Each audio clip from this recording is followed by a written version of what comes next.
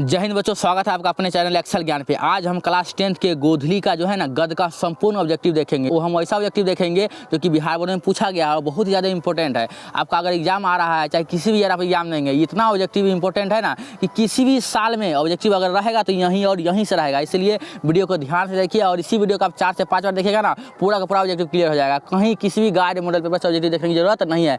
चलिए हम स्टार्ट करते हैं। तो चलिए हम चैप्टर वाइज देखते हैं। हमारा पहला चैप्टर है श्रम विभाजन और जाति प्रथा, जिसका पहला क्वेश्चन ये है कि भारत में जाति प्रथा का मुख्य कारण क्या है। तो बेरोजगारी है। इसको ऐसे पूछा जा सकता है कि भारत में बेरोजगारी का प्रमुख और प्रत्यक्ष कारण क्या है, तो जाति प्रथा है। ठीक है। अगला क्वेश्चन कह रहा है हमारा कि मानव मुक्ति के पुरोधा किसे कहा गया है। तो मानव मुक्ति का पुरोधा कहा गया है डॉक्टर भीमराव अम्बेडकर जी को। अगला क्वेश्चन हमारा कि जाति प्रथा स्वाभाविक विभाजन नहीं है, क्यों? क्योंकि ऑप्शन डी इसका आंसर है रुचि बाधित नहीं होने के कारण। ठीक है। चलिए अगला क्वेश्चन देखते हैं। अगला क्वेश्चन कह रहा है बाबा साहब अम्बेडकर का जन्म किस राज्य में हुआ था। तो मध्य प्रदेश में हुआ था। ठीक है। किस राज्य में हुआ था? मध्य प्रदेश में। अगला क्वेश्चन यही कह रहा है कि बाबा साहब भीमराव अम्बेडकर का जन्म कब हुआ था, डेट पूछ रहा है। तो डेट है 14 अप्रैल 1891 ईस्वी में हुआ था। ठीक है। अगला क्वेश्चन श्रम विभाजन और जाति प्रथा के लेखक कौन है। तो भीमराव अम्बेडकर है। बहुत ही आसान क्वेश्चन है, एक ही क्वेश्चन को बार बार रिपीट किया गया है। नेक्स्ट क्वेश्चन हमारा है कि आदर्श समाज स्वतंत्रता समानता भ्रातृत्व पर आधारित होगा, किसने कहा था। तो भीमराव अम्बेडकर जी ने कहा था। ठीक है। अगला क्वेश्चन कह रहा है हमारा कि भारत में बेरोजगारी का मुख्य कारण क्या है। तो जाति प्रथा है। क्या है? जाति प्रथा है। नेक्स्ट क्वेश्चन, भारत में बेरोजगारी का एक प्रमुख और प्रत्यक्ष कारण क्या है। तो ऑप्शन सी जाति प्रथा। क्या? ऑप्शन सी जाति प्रथा। हमारा अगला क्वेश्चन कह रहा है यहाँ पे कि आधुनिक सभ्य समाज श्रम विभाजन का आवश्यक क्यों मानता है। तो कार्य कुशलता के लिए आधुनिक समाज श्रम विभाजन मतलब और जाति प्रथा को आवश्यक मानता है। किसके लिए? कार्य कुशलता के लिए। ऑप्शन ए सही होगा। ठीक है। ये सारे क्वेश्चन पूछे गए हैं। देखिए सबके लास्ट जो है ना किसी ईयर में पूछा गया वो दिखाया गया, यहाँ ध्यान से देखिएगा आप लोग। ठीक है। अगला क्वेश्चन कह रहा है कि श्रम विभाजन और जाति प्रथा पाठ बाबा साहब के किस भाषण मतलब किस भाषण का संपादित अंश है। मतलब डॉक्टर भीमराव अम्बेडकर जो है बाबा साहब, वो कौन सा भाषण दिए थे जिसमें से ये चैप्टर लिया गया श्रम विभाजन और जाति प्रथा। तो इनहेलेशन ऑफ कास्ट, इसका हिंदी होगा जाति भेद का उच्छेद। और अगला क्वेश्चन कह रहा है भारतीय संविधान का निर्माता किसे कहा जाता है। तो भारतीय संविधान के निर्माता कहा जाता है भीमराव अम्बेडकर जी को। चलिए हमारा अगला चैप्टर स्टार्ट होता है विस्केनाथ, जिनके लेखक कौन है? नलिनी विलोचन शर्मा। ये भी पूछा जाता है। ठीक है। तो पहला क्वेश्चन है विस्केनाथ कहानी शीर्षक पाठ की विधा है। मतलब विस्केनाथ जो है यह क्या है, निबंध है कि कहानी है कि रेखाचित्र है। तो यह हमारा कहानी हो गया। ठीक है। अगला क्वेश्चन कह रहा है मदन के लिए क्या खाना मामूली बात थी। तो मदन के लिए मार खाना मामूली बात थी। ठीक है। अगला क्वेश्चन क्योंकि वो बदमाश था। चलिए अगला क्वेश्चन देखते हैं हम। अगला क्वेश्चन है नलिनी विलोचन शर्मा द्वारा लिखित कहानी निम्न में से कौन है।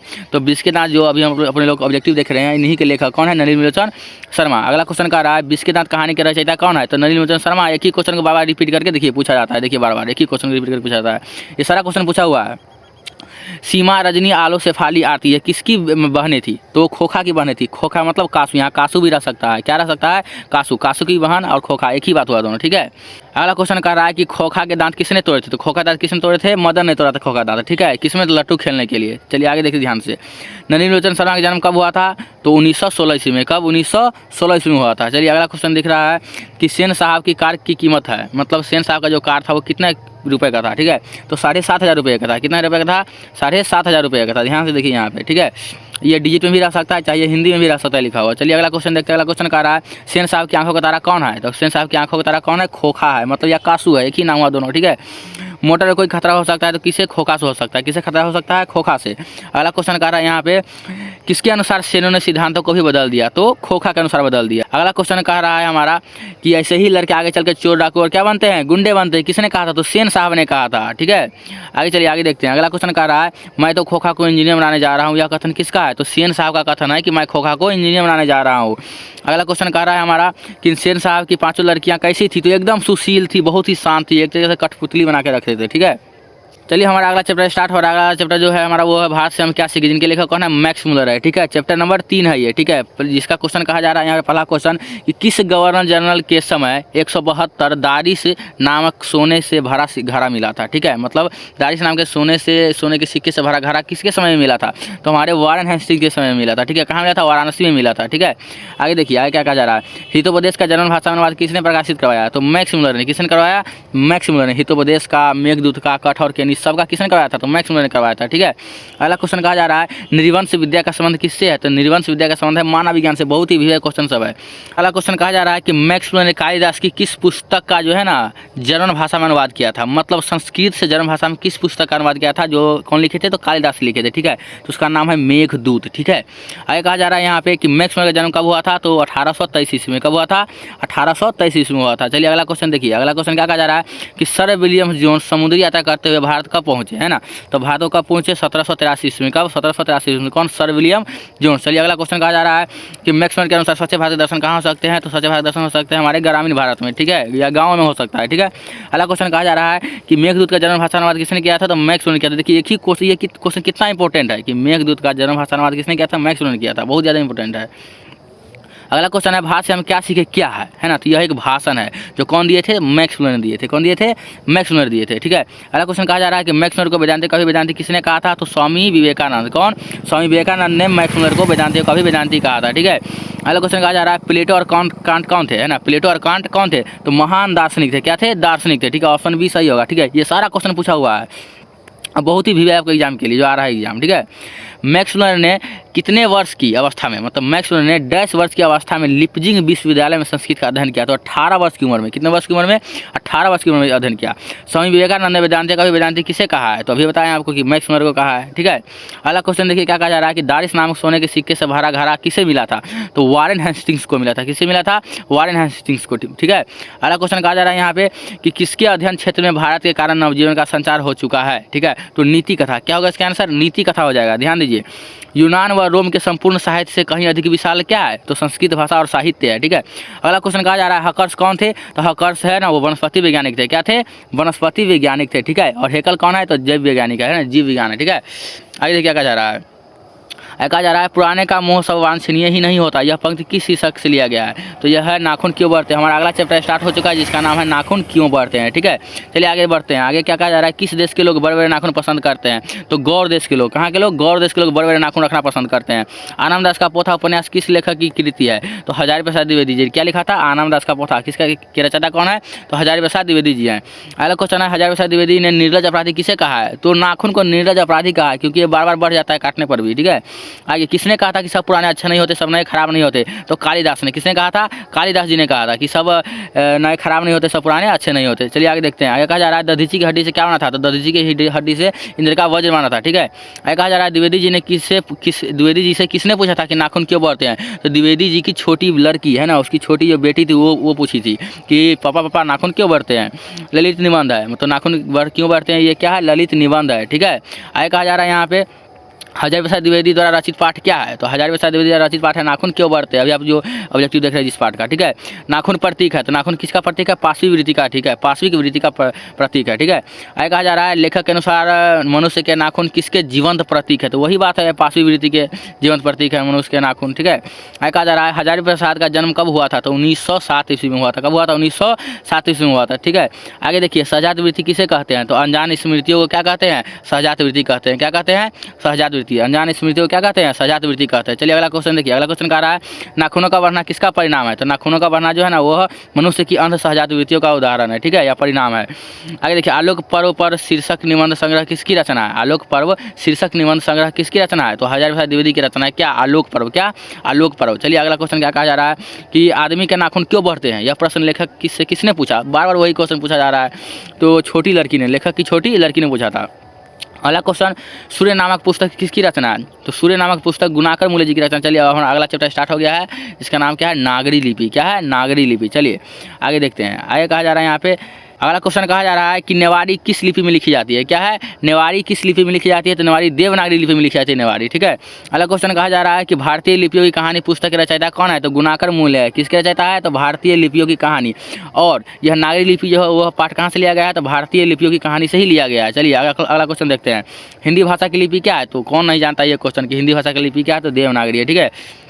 दोहा कोश किसकी रचना है, तो सौरापाद की रचना है। चलिए आगे देखते हैं। रामायण की रचना किस भाषा में की गई है, तो रामायण संस्कृत भाषा में इसकी रचना की गई है, ठीक है। नागरी लिपि शीर्षक पाठ साहित्य की कौन सी विधा है, तो निबंध है। क्या, निबंध है। चलिए अगला क्वेश्चन देखते हैं। अगला क्वेश्चन कह रहा है हमारा कि तमिल मलयालम तेलुगु कन्नड़ भाषाएं हैं। क्या है ये भाषा है, तो ये दक्षिण भारत की भाषा है। ये भाषा कहाँ बोली जाती है, तो दक्षिण भारत में बोली जाती है। देखिए ध्यान से, दक्षिण भारत में, ठीक है।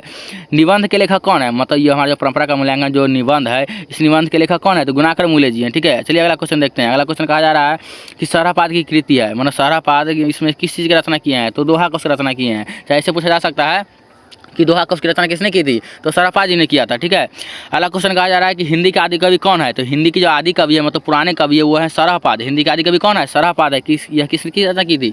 तो इसने किस चीज़ का रचना किया था? तो दोहा कव्य रचना किया था। ठीक है, चलिए अगला क्वेश्चन क्या कहा जा रहा है कि हिंदी लिखी जाती है तो हिंदी देवनागरी लिपि में लिखी जाती है। अभी इससे पहले आप देख चुके हैं ये क्वेश्चन को। ठीक है, 12वीं सदी के केरल के शासकों के सिक्कों पर वीर के लफ्ज़ जैसे शब्द किस लिपि में लिखे हुए थे? तो देवनागरी। किस लिपि में लिखे हुए थे?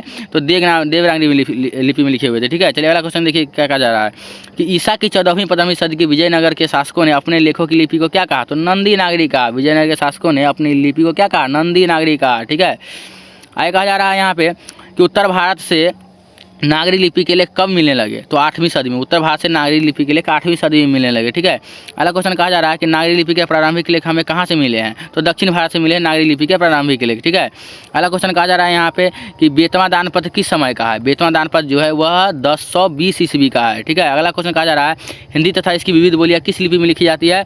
तो देवनागरी में लिखी जाती है हिंदी तथा इसकी विविध बोलियाँ। ठीक है, अगला क्वेश्चन विजयनगर के शासकों के लेख किस लिपि में है? तो अभी आप बताएं आपको हम कि नंदी नागरी में है। ठीक है, चलिए अगला क्वेश्चन क्या कहा जा रहा है? अगला क्वेश्चन कहा जा रहा है कि परमार शासक भोज कहाँ के रहने वाले थे?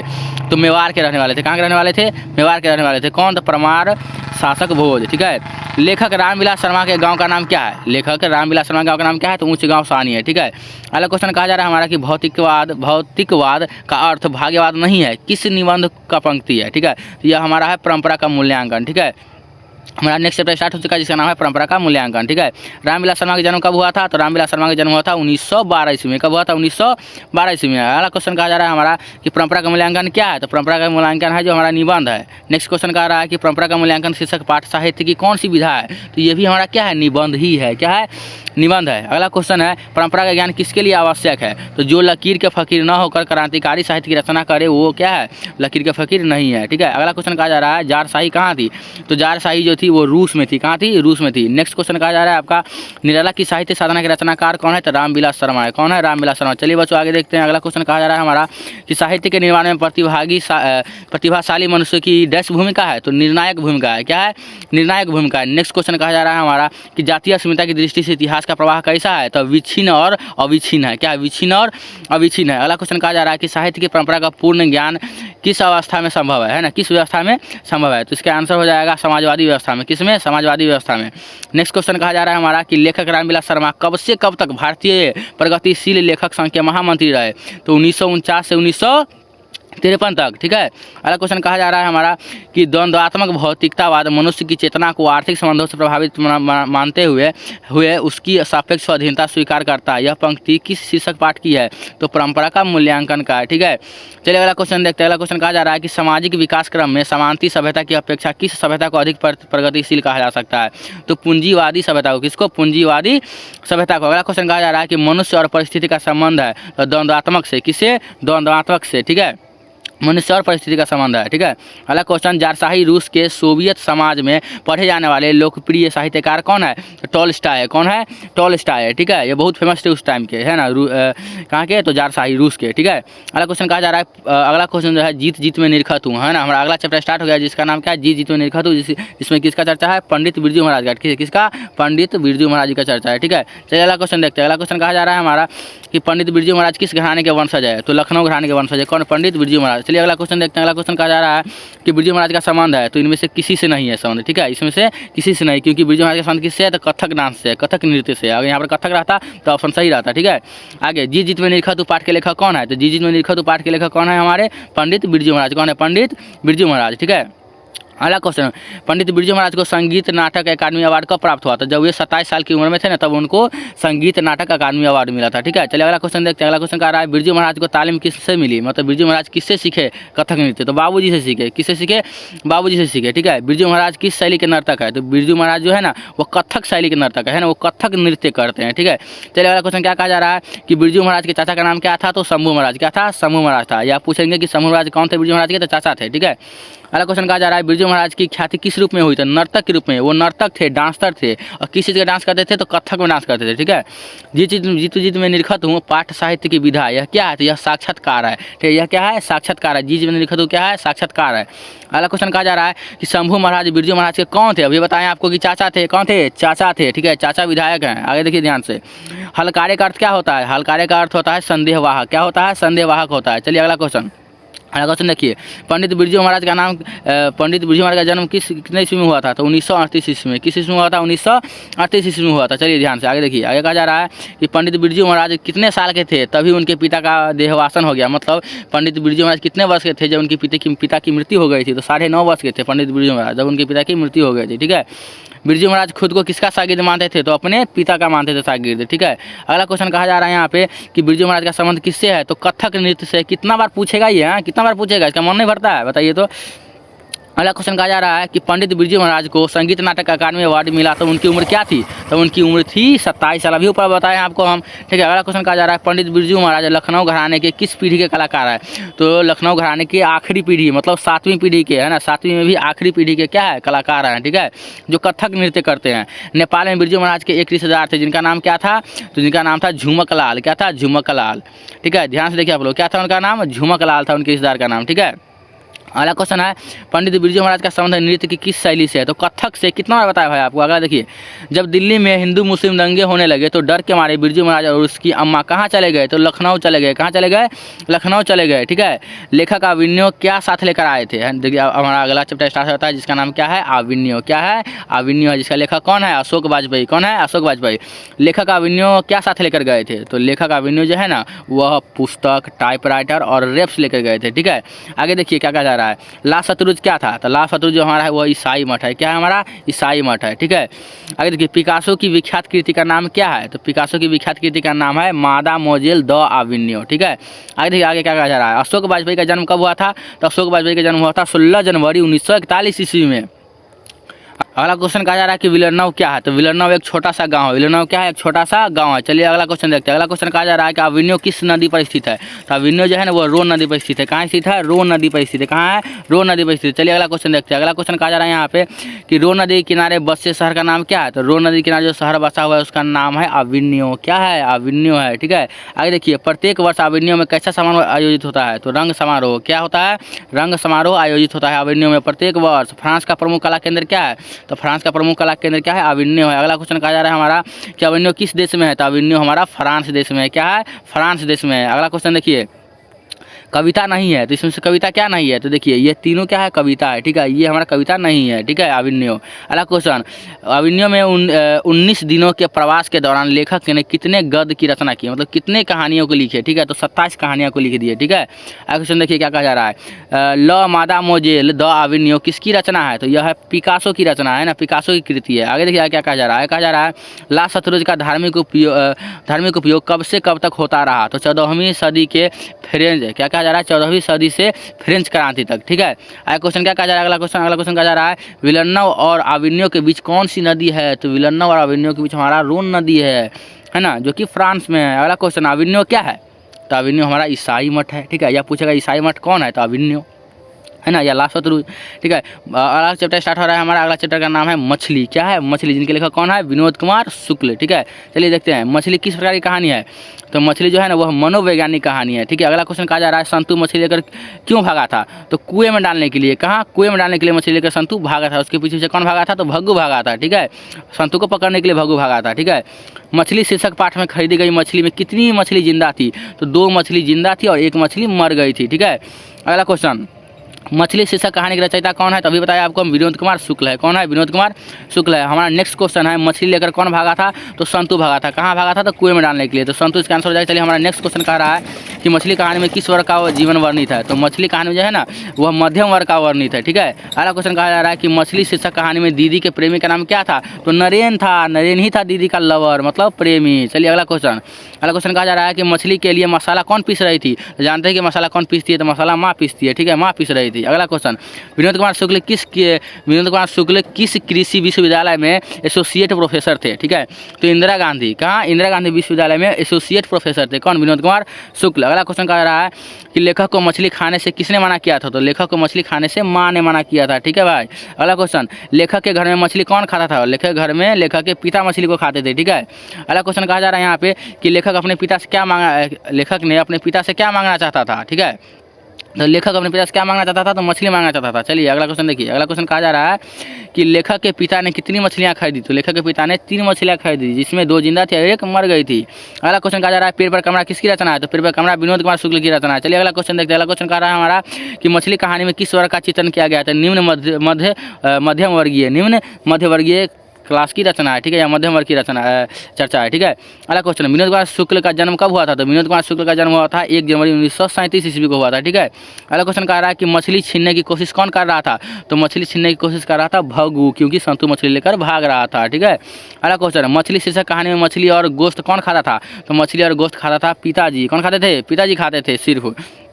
अगला क्वेश्चन कह रहा है कि मछली शीर्षक कहानी किस कहानी संकलन से लिया गया है। तो महाविद्यालय से लिया गया है, ठीक है। अगला क्वेश्चन कह रहा है कि संतू भग्गू से बचने के लिए कहाँ खड़ा हो गया। तो मकान के नीचे खड़ा हो गया, कौन, संतू। किससे बचने के लिए, तो भग्गू से। अमीरुद्दीन जो है वह किसका नाम था। तो अमीरुद्दीन जो है ना वह बिस्मिल्लाह खां का नाम था, ठीक है। चलिए अगला क्वेश्चन क्या कहा जा रहा है। अगला क्वेश्चन कहा जा रहा है कि रसूलन बाई थी। तो रसूलन बाई थी गायिका, कौन थी, गायिका थी, ठीक है। हमारा अगला चैप्टर स्टार्ट हो गया जिसका नाम क्या है, बिस्मिल्लाह खां, मतलब नौबत खाने में इबादत। चलिए देखते हैं अगला क्वेश्चन। बिस्मिल्लाह खां के बचपन का नाम क्या था। तो बिस्मिल्लाह खां के बचपन का नाम था कमरुद्दीन। क्या था, ध्यान रखिएगा, बचपन का नाम कमरुद्दीन था, ठीक है। अगला क्वेश्चन, बिस्मिल्लाह खां की शहनाई के साथ किस मुस्लिम पर का जुड़ाव था, है ना। बिस्मिल्लाह खां का शहनाई के साथ किस मुस्लिम पर का जुड़ाव था। तो मुहर्रम, क्योंकि वे उस दिन मतलब शहनाई बजाते थे, ठीक है, और एकदम पैदल चल के 8 से 10 किलोमीटर पैदल चलते थे, ठीक है। अगला क्वेश्चन, काशी किसकी पाठशाला है। तो काशी संस्कृति की पाठशाला है। बहुत वीवीआई क्वेश्चन है। चलिए अगला क्वेश्चन क्या कहा जा रहा है। अगला क्वेश्चन कहा जा रहा है नौबत खाने में इबादत पाठ के केंद्र में है। तो बिस्मिल्लाह खां है, मतलब नौबत खाने में इबादत जो है इसमें किसकी चर्चा है, इसके केंद्र में कौन है। तो बिस्मिल्लाह खां जी है, ठीक है। अगला क्वेश्चन कहा जा रहा है कि कविता नहीं है। तो नौबत खाने इबादत जो है ना वह कविता नहीं है, बल्कि ये ऊपर का दोनों, ये नीचे ये भी कविता है, ठीक है, जबकि नौबत खाने में इबादत कविता नहीं है। अगला क्वेश्चन कहा जा रहा है कि इबादत का अर्थ क्या है। तो इबादत का अर्थ है उपासना। क्या है हमारा, इबादत का अर्थ उपासना है, ठीक है। ये क्वेश्चन बहुत ही वीवीआई है। अगला क्वेश्चन कहा जा रहा है कि सुश्रीवादे में शाह की उपाधि प्राप्त है, किसको। तो शहनाई को सुश्रीवादे में शाह की उपाधि प्राप्त है। किसकी उपाधि प्राप्त है, शाह की उपाधि प्राप्त है। अगला क्वेश्चन कहा जा रहा है कि बिस्मिल्लाह खां का संबंध है। तो सब जानते हैं भाई कि शहनाई से इसका संबंध है, किसका, बिस्मिल्लाह खां का। अगला क्वेश्चन कहा जा रहा है नौबत खाने में इबादत साहित्य की कौन सी विधा है। तो यह हमारा है व्यक्ति चित्र। क्या है, यह हमारा व्यक्ति चित्र है। नौबत खाने में इबादत क्या है, हमारा व्यक्ति चित्र है। अगला क्वेश्चन कहा जा रहा है कि ड्योढ़ी पर आलाप शीर्षक काव्य संग्रह किसकी रचना है। तो यतीन्द्र मिश्र। किसकी रचना है, यतीन्द्र मिश्र। ड्योढ़ी पर आलाप किसकी रचना है, यतीन्द्र मिश्र की रचना है, ठीक है। अगला क्वेश्चन कहा जा रहा है कि अरब देश में फूंक बजाए जाने वाले वाद्य यंत्र जिसमें नारी मतलब रीढ़ होती है उसको क्या कहते हैं। तो उसको नय कहते हैं। क्या कहते हैं, नय कहते हैं। अगला क्वेश्चन कहा जा रहा है हमारा कि काशी में मरण भी क्या बनाया जाता है। तो काशी में अगर आप मरते भी है ना तो उसको भी मंगल माना जाता है, मतलब शुभ माना जाता है। अगला क्वेश्चन, यतीन्द्र मिश्र ने गीतकार गुलजार की कविताओं का संपादन किस नाम से किया है। तो यार जुलाई। किससे किया है, यार जुलाई से किया है, ठीक है। अगला क्वेश्चन कहा जा रहा है किसके जन्म दिवस को अहिंसा दिवस के रूप में मनाया जाता है। तो महात्मा गांधी के जन्म दिवस को अहिंसा दिवस के नाम पर मनाया जाता है, ठीक है। हमारा अगला क्वेश्चन है कि मेरा धर्म कैद खाने का धर्म नहीं है, है ना। यह पंक्ति किस शीर्षक पाठ की है। तो यह पंक्ति है शिक्षा और संस्कृति। हमारा अगला चैप्टर स्टार्ट हो जाता है, इसका नाम है शिक्षा और संस्कृति, जिसके लेखक कौन है। तो महात्मा गांधी है, ठीक है। अगला क्वेश्चन कहा जा रहा है कि महात्मा गांधी के पिता का नाम क्या था। तो करमचंद गांधी, मतलब इसको शॉर्टकट में केसी बोल सकते हैं आप, ठीक है, जो 5 रुपये में मिलता है। अगला क्वेश्चन देखिए। अगला क्वेश्चन क्या कहा जा रहा है कि शिक्षा और संस्कृति किसकी रचना है। तो शिक्षा और संस्कृति महात्मा गांधी जी की रचना है, ठीक है। अगला क्वेश्चन कहा जा रहा है हमारा कि आध्यात्मिक शिक्षा से गांधी जी का अभिप्राय क्या है। तो आध्यात्मिक शिक्षा से गांधी जी का अभिप्राय है हृदय की शिक्षा, ठीक है। अगला क्वेश्चन कहा जा रहा है कि दक्षिण अफ्रीका से गांधी जी भारत कब लौटे थे। तो दक्षिण अफ्रीका से गांधी जी 1915 ईस्वी में भारत लौटे थे, ठीक है। नेक्स्ट क्वेश्चन कहा जा रहा है कि कौन चाहते थे कि सभी देशों की संस्कृति की हवा उनके घर के पास से बहती रहे, ठीक है। तो ये महात्मा गांधी जी चाहते थे, ठीक है। Option C. अगला क्वेश्चन कहा जा रहा है कि शेक्सपियर किस भाषा के कवि है, तो शेक्सपियर इंग्लिश मतलब अंग्रेजी भाषा के कवि है, ठीक है। अगला क्वेश्चन कहा जा रहा है कि गांधी जी का दक्षिण अफ्रीका से प्रवास कब से कब तक था, मतलब गांधी जी जो दक्षिण अफ्रीका गए वो कब गए, तो 1893 में गए और वापस कब आए, तो 1915 में वापस आ गए थे, मतलब 1914 तक रहे, ठीक है। अगला क्वेश्चन कहा जा रहा है यहाँ पे कि महात्मा गांधी के अनुसार उदात्त व बढ़िया शिक्षा क्या है, तो महात्मा गांधी के अनुसार बढ़िया शिक्षा है अहिंसक प्रतिरोध, क्या है, अहिंसक प्रतिरोध है, ठीक है। अगला क्वेश्चन कहा जा रहा है कि गांधी जी की स्मृति में पूरा राष्ट्र किस तारीख को उनकी जयंती मनाता है, ठीक है। तो गांधी जी की स्मृति में गांधी जी को याद करके 2 अक्टूबर को अहिंसा दिवस या गांधी जयंती के नाम से हम लोग मनाते हैं, ठीक है।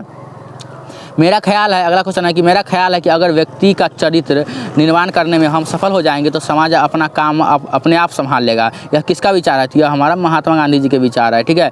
चलिए अगला क्वेश्चन कहा जा रहा है, अगला क्वेश्चन खत्म है, ठीक है। तो इतना तक हम अपने लोग क्लास 10th के गोधली के गद्य का पूरा ऑब्जेक्टिव देख लिए है। यह ऑब्जेक्टिव इतना भिविया है ना कि आप अगर मान लीजिए किसी भी एग्जाम में बैठते हैं, है ना, बिहार बोर्ड मतलब BS और EB, BS EB किसी भी एग्जाम में बैठते हैं, किसी भी ईयर का हो, हर एक ईयर में इसी में से ऑब्जेक्टिव रहेगा। अगर क्लास 10th के हिंदी के गद्य में से अगर कोई भी ऑब्जेक्टिव रहता है तो यहीं से रहेगा और यहीं से रहेगा, ठीक है।